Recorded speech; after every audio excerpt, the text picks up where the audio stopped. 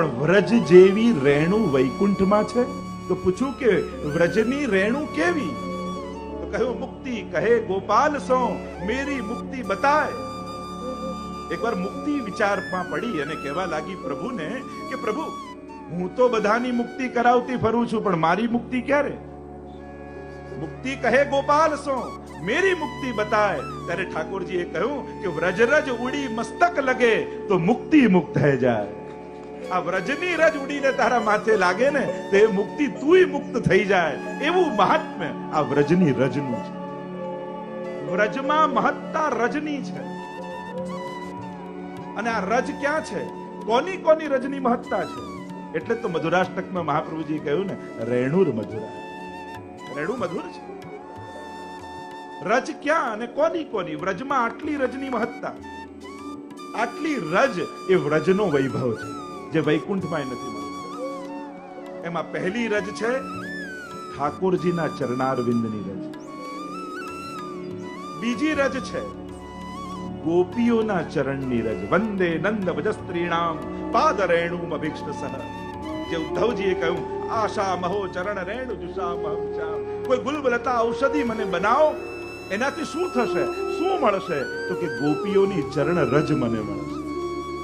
અને ત્રીજી રજ વ્રજમાં છે અને એ છે ગોધુલી, ગાયોની ખુર રજ. આ ત્રણ રજની મહત્તા વ્રજમાં છે.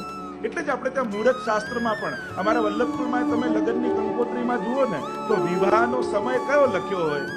તો લખ્યું હોય ગોધુલી બેલા. જૂના સમયમાં આપણો સમય પણ ગાય આધારિત હતો. એટલી બધી ગાયની મહત્તા આપણા જીવનમાં. એટલે સંતો માટે ને ભક્તો માટે તો સુખદેવજી માટે તો લખ્યું છે કે કેટલો સમય એક ઘરમાં રોકાય કે ગોદોહન સમય છે. સમય પણ ગોદોહન, લગભગ 24 મિનિટ જેવું લાગે ગાય ધોતા. અને ગોદોહનનો સમય ગોધુલી બેલા. મુહૂર્ત શાસ્ત્રમાં સૌથી ઉત્તમ મુહૂર્ત એ કહેવાય કે જ્યારે ગાયો વનમાંથી ચરીને પાછી ગામમાં આવતી હોય અને એમની ખુરજ આખા ગામમાં વ્યાપેલી હોય, એનાથી પવિત્ર બીજો કોઈ સમય નથી. આ ઉત્તમમાં ઉત્તમ સમય. તો આ ત્રણ રજ વ્રજનો વૈભવ છે. અને એટલા માટે વ્રજમાં જાઓ તો રજથી ડરવું કે બચવું નહીં, રજમાં જ નાહવું. પ્રભુદાસ જલોટાને તો મહાપ્રભુજીએ કહ્યું ને કે આ વ્રજ રજ પણ એક સ્નાન છે. આ રજનું સ્નાન છે. કદાચ જલથી ન કર્યું હોય તો વાંધો નહીં, પણ આ રજથી નાહેલો પણ અપરસમાં જ કહેવાય. આ ત્રણ રજ દુર્લભ છે. તો આ ત્રણ રજ ક્યાં મળે? એટલે જુઓ, યમુનાજીમાં સૌથી પહેલા ઠાકોરજીની રજ ક્યાં? શ્રી કૃષ્ણના ચરણારવિંદની રજ થકી શોભી રહ્યા. સિદ્ધિ અલૌકિક આપનારા વંદુ શ્રી યમુનાજીને. સુપુષ્પની સુવાસથી જંગલ બધું મહેકી રહ્યું. નિમંદ શીતલ પવનથી જલ પણ સુગંધિત થઈ રહ્યું. તુજે સુરાસુર સ્નેહથી બળી સેવતા દૈવી જીવો. વંદન કરું શ્રી યમુનાજીને. શ્રી કૃષ્ણ આશ્રય આપજો. સ્ફુરદ અમંદ રેણુ ઉત્કટામ. ઘણી વાર લોકો ઉનાળામાં યમુનાજી દર્શને જાય, વ્રજમાં જાય અને જલ ન હોય ને તેમ કે અમને તો યમુનાજીના દર્શન જ ન થયા. અરે યમુનાજી કેવલ જલમાં નથી, ત્યાંની રજમાં પણ યમુનાજી બિરાજે છે. એટલે કેવલ જલની સેવા તો હવે આવી. પ્રાચીન વાર્તા સાહિત્યમાં તમે જ્યાં પણ જુઓ, ગુસાઈજીએ કોઈને યમુનાજીની સેવા પધરાવી હોય તો જલના લોટીજી નથી પધરાવ્યા, પણ રજના પોટલીજી પધરાવ્યા. યમુનાજીના રજની સેવા કાત્યાયની વ્રતમાં તમે જુઓ, કોની ઉપાસના કરી, કોની આરાધના કરી, સેનાથી સ્વરૂપ બનાવ્યું, યમુનાજીના રજથી. અને એટલા માટે સૌથી પહેલી રજ ક્યાં છે? તો કે શ્રી યમુનાજી. જલ કરતા પણ જ્યાં રજ અધિક છે, આ વ્રજનો વૈભવ છે. બીજી રજ ક્યાં છે? તો કે ગિરિરાજજીમાં. વ્રજ રજ में लोटत गोविंद कुंड में नहिए तरेटी श्री गोवर्धन की. ઠાકોરજીની રજ બીજી રજ ક્યાંક હોય તો એ ગિરિરાજજીની તળેટી. જો દિવસની લીલા ઠાકોરજીની તરેટીમાં થાય અને રાત્રિની લીલા ગિરિરાજજીની કંદરાઓમાં થાય, દિવસની લીલા યમુનાજીના તટ ઉપર થાય અને રાત્રિની લીલા યમુનાજીના પુલીનમાં થાય. તિહારો પુલિન મોહી ભાવે ક્યાં ગોવર્ધન ગિરી સઘન કંદરા રૈન નિવાસ કિયો પિય પ્યાર. વ્રજમાં અહર્નિશ લીલાઓ છે. અહ એટલે દિવસ, અનિશ એટલે રાત્રિ. અખંડ લીલાઓ વ્રજમાં ચાલી રહી છે. અને ત્રીજી રજ ક્યાં મળે તો કહું વૃંદાવન. ગૌચારણ કરતા ગોપી ગીતમાં જ ગોપીજનો કહે છે, અટતીયધ્વમાં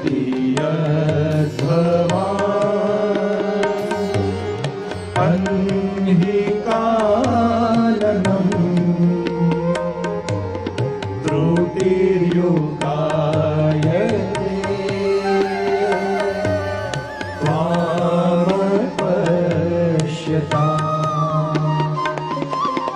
કુટિલકુંતલમ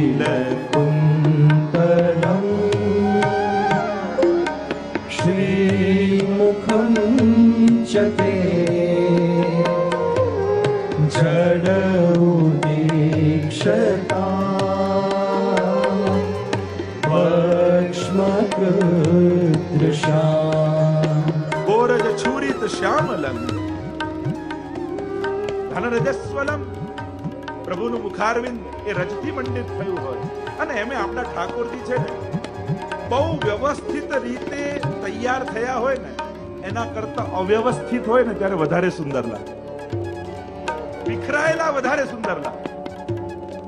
વિશ્વસ્તુતિમાં પણ તો યુધિતુર ગરજો વિધુમ્ર વિશ્વ ક્વચલુલિત શ્રમવારી અલંકૃતાસ્ય. ઘોડાઓની લગામ ખેંચી ખેંચીને ઠાકોરજી રથને ક્યારેક આમ ને ક્યારેક આમ ને ક્યારેક આમ દોડાવે અને એ ખુરરજ અશ્વની ઉડી હોય, પ્રભુનું શ્રીઅંગ મંડિત હોય.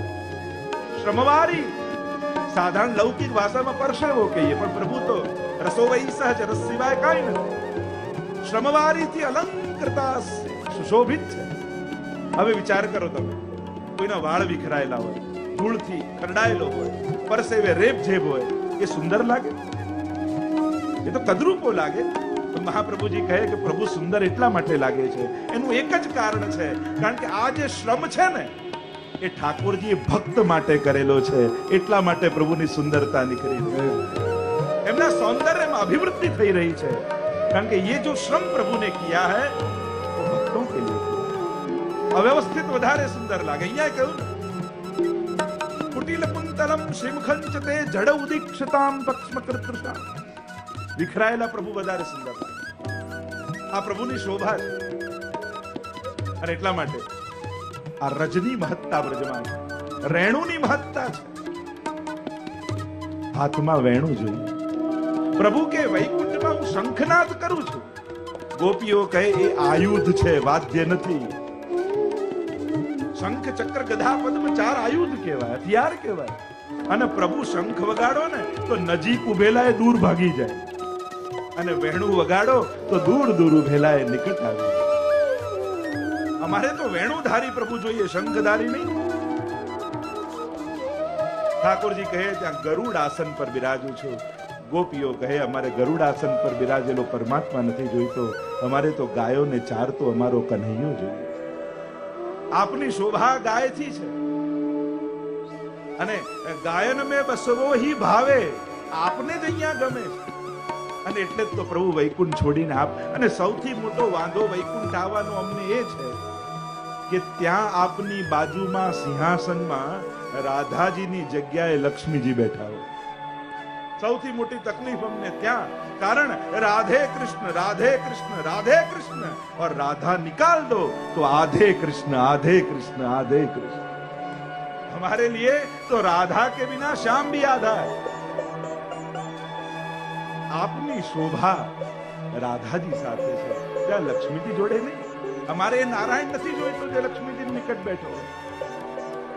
વ્રજવાલુ રે વૈકુંઠ નહીં આવું, ત્યાં નંદ કુંવર ક્યાંથી લાવું. અને જોઈએ લલિત ત્રિભંગી મારે ગિરધારી, અને સંગ જોઈએ શ્રી રાધા ત્યાં. અમારે તો રાધાજી સાથે જોઈએ. અને એટલા માટે પ્રભુ વ્રજવાલુ રે વૈકુંઠ નહીં આવું, અમને તો વ્રજમાં આસક્તિ છે, અમારે વૈકુંઠ નથી જોઈતું. અને એટલા માટે પ્રભુ ગોપીઓ ગાન કરતા બોલી, જયતિ તેધિકં જન્મના વ્રજ શયત ઇન્દિરા શશ્વદત્રૈ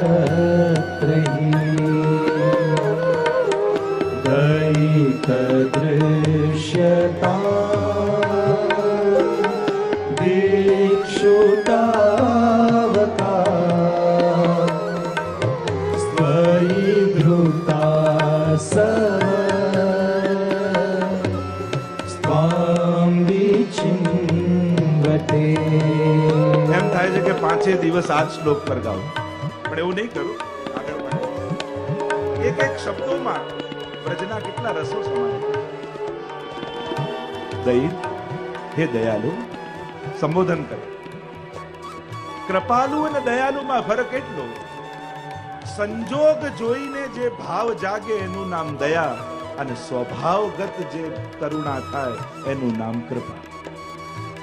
જેમ આપણે બાજુવાળાને એમ મદદ કરવા ન જતા, પણ એનો એક્સિડન્ટ થઈ જાય, આપણે લાગે બિચારાને તકલીફ છે, લાવ મદદ જાઓ.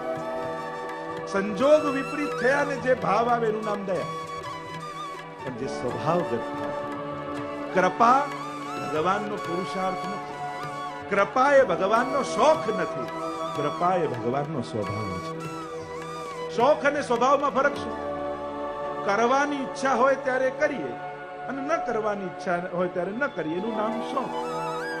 અને સ્વભાવ કોને કહેવાય? ન કરવાની ઈચ્છા હોય, ન કરવાનું નક્કી કર્યું હોય, છતાંય જે થાય એનું નામ સ્વભાવ. જેમ કોઈ બહુ ક્રોધી માણસ હોય અને એને નક્કી કર્યું કે હવે ક્રોધ નથી કરવો, હવે આ ત્રિવેણી મહોત્સવમાં લાભ લીધો છે અને હવે નક્કી કરવું છે કે હવે ક્રોધ નથી કરવો. એટલામાં કોઈ મિત્ર મળવા આવ્યો, એને કહ્યું કે તે ક્રોધ છોડી દીધો? ક્યાં છોડી દીધો? ખરેખર છોડી દીધો? ક્યાં છોડી દીધો? સાચે છોડી દીધો? હા ભાઈ છોડી દીધો, કહ્યું ને એકવાર. આનું નામ સ્વભાવ. પ્રભુ ગમે તેટલા કર્મના સિદ્ધાંતો બનાવે, પણ જ્યારે જીવ આવે કે પ્રભુ હું આપનો છું, ત્યારે કર્મની ચોપડી બંધ કરીને ભગવાન ગળે લગાડી લે, એનું નામ કૃપા છે. ભગવાન ક્યારે પણ કર્મના ફળ કોઈને આપતા નથી. શાસ્ત્ર જોયું, ભગવાન જલ્દી કોઈને સ્વર્ગ અને નરક નથી આપતા, ઉદ્ધાર કરે. આપણે એમ કૃપા કરીને ઉદ્ધાર કરે. સ્વર્ગ અને નરક કર્મના પરિણામ છે, એટલે ભગવાન જલ્દી નથી આપતા. એ ભલે રાવણ હોય કે કંસ હોય, ભગવાન એને નરકમાં કે સ્વર્ગમાં ન મોકલે, એનો ઉદ્ધાર કરે. એટલે લોકો એમ માને કે ગીતાજીમાં કર્મની પ્રધાનતા અને કર્મનો સિદ્ધાંત. અરે ના, સ્પષ્ટ ભગવાન બે હાથ ફેલાવીને ભક્તને કહે, સર્વ ધર્માન પરિત્યજ્ય મામ એકમ શરણમ વ્રજ. મારા એકની શરણમાં આવો. અને જીવ કે મેં તો અનેક પાપ કર્યા છે. ભગવાન કે એટલે જ તો કહું છું મારી પાસે આવો, કારણ કે આ દુનિયામાં મારા સિવાય તને પાપમાંથી કોઈ મુક્ત કરાવી શકે એમ નથી.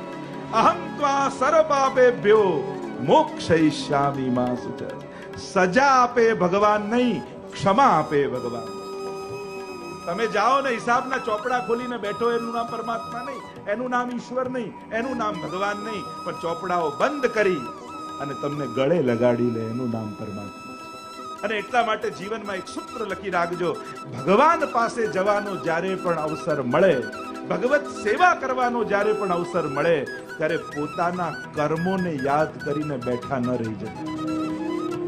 ઘણી વાર ઘણાને અવસર મળે, પણ એમ થાય મારી અંદર તો આ ખોટી આદત, મારી તો આ ખરાબ ટેવ, મારે તો આટલા અપરાધ, મારે તો આટલા, મેં તો આટલા પાપ કર્યા છે.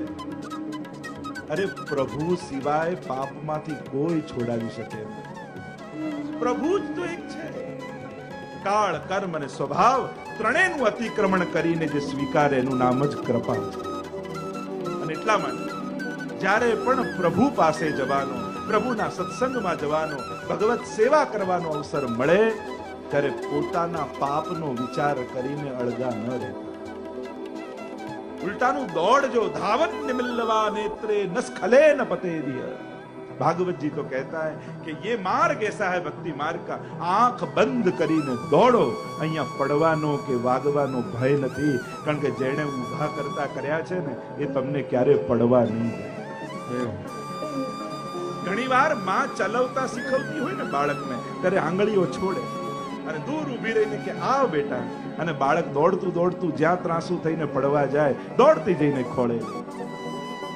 આંગળી છોડવી એ માનો ક્રોધ કે માની અપ્રસન્નતા નથી, બાળક ચાલતો થાય એના માટે ઘણીવાર આંગળી છોડે. એમ આપણને પણ ઘણીવાર એમ લાગે કે પ્રભુ નારાજ થઈ ગયા, મારાથી દૂર થઈ ગયા, પ્રભુની જાણે કૃપા નથી. અરે કૃપા અકૃપા પ્રભુની આ નથી, તમે ચાલતા થાઓ એના માટે ભગવાન દૂર ઉભો છે. એટલે જ ભગવદીઓ પણ એમ કહે ને કે જયારે આ પાણીમાં જે વસ્તુ નાખવો એ બધી ડૂબી જાય, પણ આ પાણીને લાકડા જોડે એવો કયો પ્રેમ છે કે લાકડું નાખો તો તરવા લાગે. જલ ન ડુબાવે કાષ્ટ કો યહ કૌન પ્રેમ કી, એવો કયો પ્રેમ એને પાણી સાથે છે કે બધાને ડુબાડે, લાકડાને ન ડુબાડે. જલ ન ડુબાવે કાષ્ટ કો યહ કૌન પ્રેમ કી રીત. અને ત્યારે પાણીએ કહ્યું કે અપનો સીંચ્યો જાન કે યે બડેન કી રીત. જેને મેં જ સીંચીને મોટું કર્યું હોય એને હું ડૂબવા ન દઉં. એમ ભક્તિ માર્ગમાં પ્રભુ જ સીંચીને જ ભક્તને મોટો કરે છે અને એ જ ક્યારે પતન થવા નહીં દે, એવા ભરોસા સાથે આ માર્ગમાં